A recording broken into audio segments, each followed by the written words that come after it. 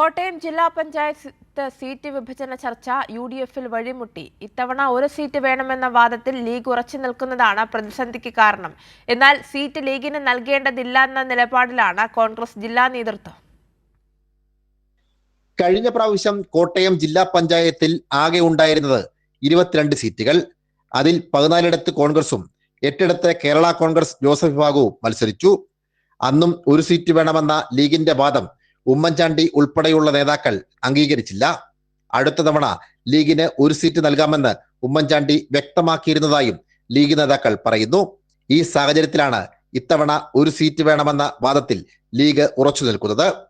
ഒരു സീറ്റ് കൂടി വർദ്ധിച്ച് ഇക്കുറി ജില്ലാ പഞ്ചായത്തിൽ ആകെയുള്ള സീറ്റുകളുടെ എണ്ണം 23 മുണ്ടക്കയം ഡിവിഷനാണ് ലീഗ് ആവശ്യപ്പെടുന്നത്. എന്നാൽ 15 സീറ്റിൽ മത്സരിക്കാനാണ് കോൺഗ്രസിന്റെ നീക്കം. ഇത്തവണ സീറ്റ് കിട്ടിയില്ലെങ്കിൽ ശക്തമായ നിലപാട് സ്വീകരിക്കുമെന്നാണ് ലീഗ് ജില്ലാ നേതൃത്വം കോൺഗ്രസ് നേതൃത്വത്തെ അറിയിച്ചിട്ടുള്ളത്.